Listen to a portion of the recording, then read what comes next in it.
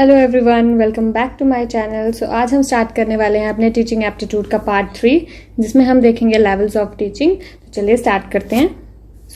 हमारे पास टीचिंग में 4 लेवल होते हैं। बेसिकली आपने जो बुक्स में देखा होगा या फिर ट्यूटोरियल्स में देखा होगा, तो उसमें ज़्यादातर जो बात की जाती है वो इन 3 लेवल्स की ही की जाती है, जो कि है मेमोरी लेवल, अंडरस्टैंडिंग लेवल और रिफ्लेक्टिव लेवल। लेकिन मॉरिस बिगी ने क्या किया है, एक और लेवल ऐड किया है जिसको हम क्या बोलते हैं, ऑटोनोमस लेवल। और मेमोरी लेवल जो हमारा लेवल होता है, इसको हम थॉटलेस लेवल कहते हैं। अंडरस्टैंडिंग लेवल जो होता है इसको हम थॉटफुल लेवल कहते हैं। एंड रिफ्लेक्टिव लेवल जो होता है इसको हम अपर थॉटफुल लेवल कहते हैं। तो चलिए आगे इनके बारे में देखते हैं। जो ये फॉर्म्स या फिर जो ये लेवल्स ऑफ टीचिंग हैं, ये किस पे बेस्ड है? ये हमारी मेंटल पावर्स पे बेस्ड हैं। From simple mental powers to the most complex ones. ठीक है।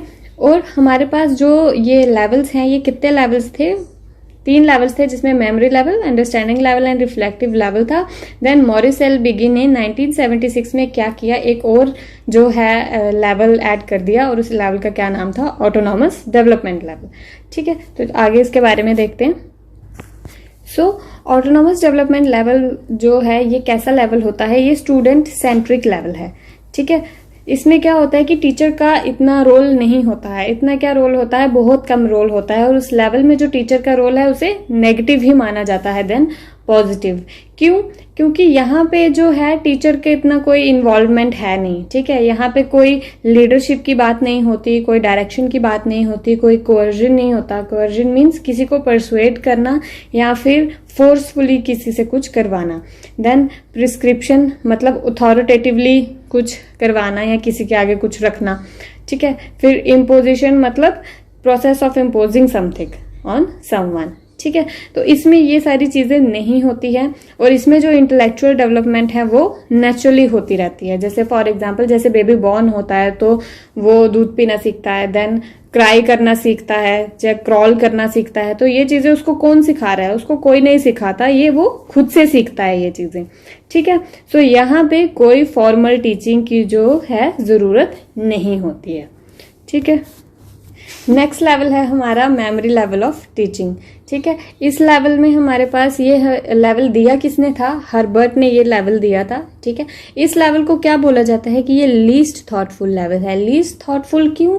क्योंकि यहाँ पे क्या किया जाता है, बच्चे को सिर्फ फैक्ट्स हैं जो वो रटाए जाते हैं। यहाँ पे रोट लर्निंग करवाई जाती है, बच्चे को फैक्ट्स क्रैम करवाए जाते हैं। ठीक है। और ये जो लेवल है, आप इसको सोच सकते हो, ये पेडागॉजी लेवल है। मतलब जब स्कूल टाइम पे जो छोटे छोटे बच्चे जैसे किंडरगार्टन में जाते हैं, तो वहां पे जाके जब उनको आपने देखा होगा कि कैसे मतलब ABC सिखाई जाती है। पहले उनको डॉट्स वगैरह से डाल डाल के लाइंस मतलब ड्रॉ करना सिखाई जाती हैं। मतलब वहां पे उनको समझ कुछ नहीं आ रहा है, बस टीचर क्या कर रही है, एक सेंट्रल रोल प्ले कर रही है, एक अथॉरिटेटिव रोल प्ले कर रही है, और बच्चा क्या करेगा? सिर्फ टीचर की बात मानेगा। ये जो लेवल है ये सिर्फ टीचर सेंटर्ड लेवल है।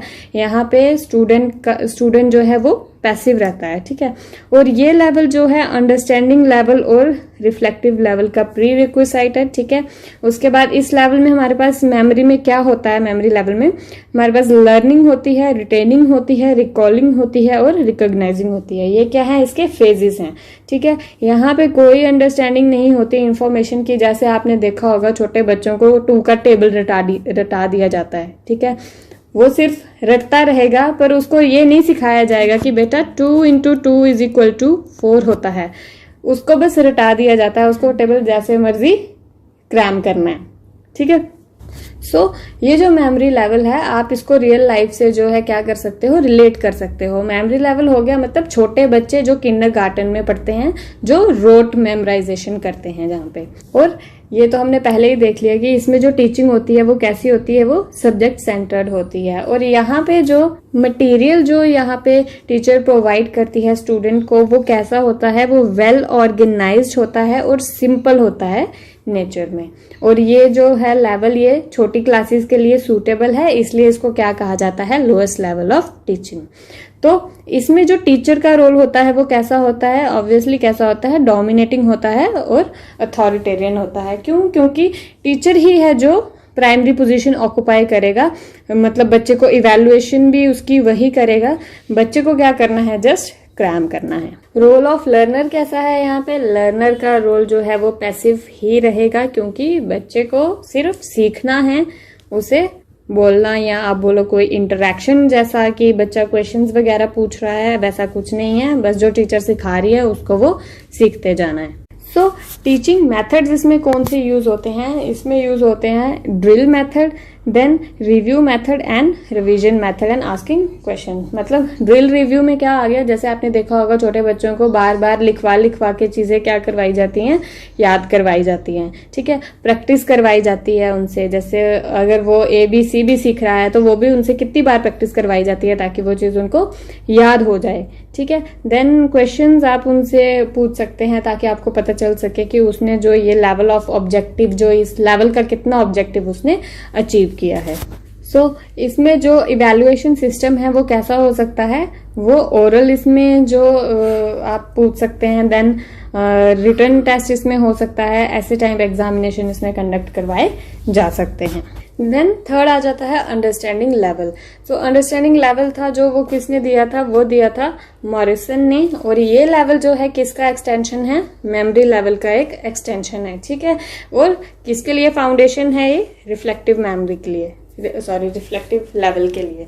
इसमें हमारे पास क्या होता है कि it is memory plus insight. Memory तो आप लोग जानते ही हैं। इनसाइट का मतलब क्या हुआ कि एक कैपेसिटी जिससे आप क्या कर सके, किसी चीज की डीप अंडरस्टैंडिंग कर सके। ठीक है, तो अंडरस्टैंडिंग लेवल पे क्या किया जाता है कि यहाँ पे जो जनरलाइजेशंस हैं, प्रिंसिपल्स हैं, फैक्ट्स हैं, वो बच्चे को समझाए जाते हैं और उनकी जो एप्लीकेशन है वो भी बताई जाती है। ठीक है, इस जो अंडरस्टैंडिंग लेवल को आप कह सकते हो कि ये एंड्रोगॉगी लेवल पे होता है। ये पेडागॉगी, एंड्रोगॉगी, यूटागॉगी क्या होती है ये भी हम आगे देखेंगे। ठीक है, यहाँ पे ये जो लेवल है इसमें हमारे पास क्या होता है, बहुत टीचर या फिर स्टूडेंट इसमें क्या करते हैं, पार्टिसिपेट करते हैं। और इसमें क्या होता है कि it focuses on mastery of the subject by developing understanding and insight. मतलब बच्चे को क्या करवानी है, सब्जेक्ट की मास्टरी करवानी है। And then both teachers and learner क्या करते हैं, इसमें एक एक्टिव रोल प्ले करते हैं ताकि किसकी डेवलपमेंट हो सके, बच्चे की इंटेलेक्चुअल डेवलपमेंट हो सके।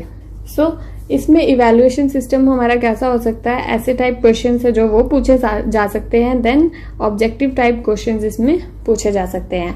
आप अंडरस्टैंडिंग लेवल को एज्यूम कर सकते हैं जैसे मतलब कॉलेज लेवल पे जो बच्चे होते हैं। ठीक है, वहां पे क्या होता है, टीचर और स्टूडेंट्स का अच्छे से इंटरेक्शन होता है, पर फिर भी जो है टीचर वो क्या करता है, एक प्राइमरी प्लेस वहां पे ऑक्यूपाई करता है। पर इसमें क्या होता है कि जो बच्चे हैं वो कंटेंट की, वो सब्जेक्ट की मास्टरी करते हैं और अपना जो है सब्जेक्ट मैटर, उसमें जो प्रिंसिपल्स हैं, जो जनरलाइजेशंस हैं, उनकी एप्लीकेशंस को क्या करते हैं, समझते हैं।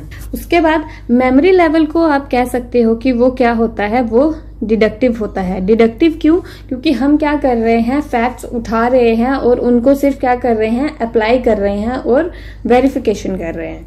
ठीक है, ये जो अंडरस्टैंडिंग लेवल है, अंडरस्टैंडिंग जो लेवल है, ये इंडक्टिव और डिडक्टिव दोनों का कॉम्बिनेशन होता है। ये इंडक्टिव डिडक्टिव भी हम अभी आने वाली वीडियोस में देखेंगे। फिलहाल के लिए आप इसको इतना याद रखिए। आप मतलब ये भी कह सकते हैं जैसे 10th 12th में भी मतलब बच्चों को अंडरस्टैंडिंग लेवल पे बोला जा सकता है। अब जैसे अगर आप मेमोरी लेवल पे देखें तो वो जो बच्चे होते हैं छोटे छोटे, उनको क्या किया जाता है, स्पून फीडिंग करवाई जाती है। आपको टीचर खुद लिखवाएगी, खुद नोट्स प्रोवाइड करेगी, आपको बताएगी कि क्या चीज आपको कैसे लिखनी है, क्या चीज आपको कैसे करनी है। बट अंडरस्टैंडिंग लेवल में क्या हो जाता है, एक उसमें भी टीचर जो है एक इम्पॉर्टेंट रोल प्ले कर रही है, एक प्राइमरी रोल प्ले कर रही है, पर वहां पे स्टूडेंट जो है मतलब फैक्ट्स को क्या करना चालू हो जाता है, सीखना स्टार्ट हो जाता है। ठीक है, लेकिन मेमोरी लेवल पे क्या है, उसने सिर्फ उन चीजों को क्रैम करना है, उसको रिलेशनशिप्स नहीं देखने कि ये चीज कैसे आ रही है, कहाँ से आ रही है। लेकिन अंडरस्टैंडिंग लेवल पे जो उसने पहले की चीजें पढ़ी हैं, उन चीजों के साथ उसकी नई नॉलेज को रिलेट किया जाता है। इस लेवल पे कोई भी क्रैमिंग एनकरेज नहीं की जाती है। ये जो लेवल है ये सबसे ज्यादा तो नहीं कहूंगी मैं, बट यूजफुल है और थॉटफुल लेवल है from the point of mental capabilities. ये हमने अभी डिस्कस किया। और जो न्यू नॉलेज एक्वायर्ड करते हैं बच्चे इस लेवल पे, उसको किसके साथ रिलेट किया जाता है, जो नॉलेज उसने पहले गेन कर रखी है। ठीक है, टीचर का यहाँ पे सिग्निफिकेंट रोल है। वो प्रेजेंट करती है बच्चे को लर्निंग मटेरियल ताकि बच्चे का इंटरेस्ट उसमें जनरेट हो। ठीक है। लेकिन जो रोल ऑफ टीचर है यहाँ पे वो तब भी क्या रहेगा, मोर एक्टिव रहेगा, और जो पार्टिसिपेंट्स यानी कि जो हमारे प्यूपिल्स, जो हमारे स्टूडेंट्स हैं, उनका रोल क्या रहेगा, सेकेंडरी ही रहेगा। पर वो क्या कर सकते हैं, कंटेंट को जानने के लिए जो है फर्दर इनिशिएटिव्स ले सकते हैं बच्चे।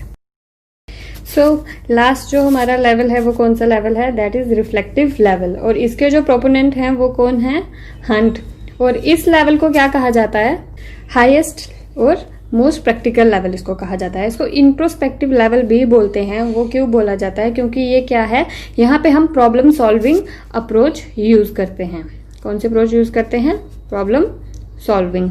यहाँ पे इस लेवल पे जो लर्नर है वो क्या करता है, अपनी जो नॉलेज है और जो रिसर्च स्किल्स हैं वो क्या करता है, उनको यूज करके अपनी रियल लाइफ प्रॉब्लम्स जो होती हैं उनको सॉल्व करता है। और इस लेवल पे आने के लिए आपको मेमोरी लेवल और अंडरस्टैंडिंग लेवल से होके ही आना पड़ेगा।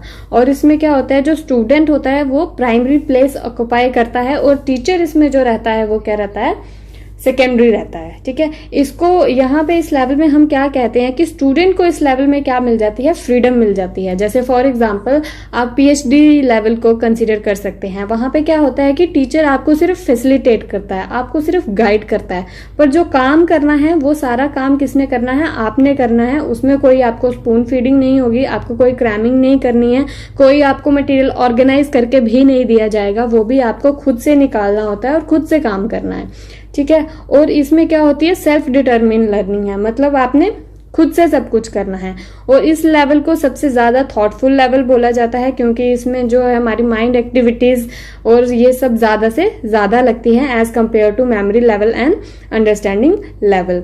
और इस लेवल को क्या कहा जाता है, इस लेवल में हम बोलते हैं कि इंडक्टिव अप्रोच यूज होती है। ठीक है, आप फिलहाल के लिए सिर्फ इनके नाम याद रखने हैं, नाम याद रखिए।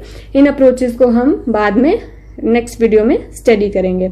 इस लेवल पे क्या किया जाता है, बच्चे को जो रियल प्रॉब्लम होती है लाइफ सिचुएशन में उसको डील करना पड़ता है। अब जैसे पीएचडी लेवल की मैं बात कर रही हूँ, तो पीएचडी लेवल में क्या होता है, वहां पे हम एक प्रॉब्लम ही उठाते हैं और उस प्रॉब्लम को ही सॉल्व किया जाता है ना। कोई प्रॉब्लम आइडेंटिफाई की, फिर आप उसके बारे में रिसर्च करेंगे और क्या करेंगे, आप उसका सोल्यूशन ढूंढेंगे। वो क्या होता है, आपका रिफ्लेक्टिव लेवल होता है। इसमें जो क्लासरूम इन्वायरमेंट है वो कैसा होता है, ओपन होता है और इंडिपेंडेंट होता है। क्यों, क्योंकि बच्चे को सारा काम जो है अपने बलबूते पे करना है, टीचर उसको क्या करेगा, सिर्फ फैसिलिटेट करेगा, है ना। और इसमें क्या होती है, जो क्रिएटिव स्किल्स होती हैं वो भी उसकी डेवलप होती हैं, और it is specially for higher classes. Obvious सी बात है, अब आप मेमोरी लेवल पे बोलोगे हम रिफ्लेक्टिव लेवल लगा लें, मतलब नर्सरी पढ़ते बच्चे को पीएचडी तो हम करवा नहीं सकते। तो ऑब्वियसली ये किस लेवल का है, ये हायर लेवल का है। इसमें क्या होता है कि प्रॉब्लम्स को आइडेंटिफाई किया जाता है, फिर उनको डिफाइन किया जाता है, उनके हाइपोथेसिस वगैरह जैसे पीएचडी में बनाए जाते हैं। जो गाइड है वो सिर्फ आपको बता देगा कि ऐसे ऐसे हाइपोथेसिस है जो बनाओ, ऑल्टरनेटिव हाइपोथेसिस ऐसे बनेगी या वैसे बनेगी, पर काम जो है वो सारा कौन कर रहा है, बच्चा कर रहा है, वो स्टूडेंट कर रहा है, और उस प्रॉब्लम का सोल्यूशन भी उसे ही फाइंड आउट करना है। और इसमें जो है इवैल्यूएशन टाइप्स कैसी हो सकती है, ऐसे टाइप टेस्ट हैं जो वो यूज किए जा सकते हैं। ठीक है, और इसमें जो लर्नर का एटीट्यूड है, उसके बिलीव्स हैं, और उसकी लर्निंग में कितनी इन्वॉल्वमेंट है, और उसकी क्रिटिकल और क्रिएटिव स्किल्स की कितनी डेवलपमेंट हुई है, ये सारी चीजें इसमें इवैल्यूएट की जाती हैं। अब अगर हम एक जनरल ओवरव्यू देखें तो मतलब जो मेमोरी लेवल है वो सबसे छोटा पार्ट है। ठीक है, इसको आप मेमोरी लेवल कह सकते हैं। और इससे बड़ा जो इसका सुपरसेट है वो क्या है, वो अंडरस्टैंडिंग लेवल है। ठीक है, और जो सबसे बड़ा है जो, वो कौन सा है, वो है आपका रिफ्लेक्टिव लेवल। तो मतलब अगर मैं रिफ्लेक्टिव लेवल की बात कर रही हूं तो उसमें आपका अंडरस्टैंडिंग लेवल और मेमोरी लेवल दोनों ही आ जाएंगे। अगर मैं अंडरस्टैंडिंग लेवल की बात कर रही हूं तो मतलब बच्चा कहाँ से होके आएगा, मेमोरी लेवल से होके आएगा। और अगर मैं सिर्फ मेमोरी लेवल की बात कर रही हूं मतलब अभी बच्चे को पढ़ाना शुरू किया गया है। तो ये थे हमारे सारे लेवल्स। अगर आपको ये वीडियो अच्छी लगी है तो प्लीज इसे लाइक कीजिए और मेरे चैनल को सब्सक्राइब कीजिए और शेयर भी कीजिए। और भी बहुत आने वाली वीडियोस में हम जो इसके टॉपिक्स हैं वो देखेंगे। Thank you.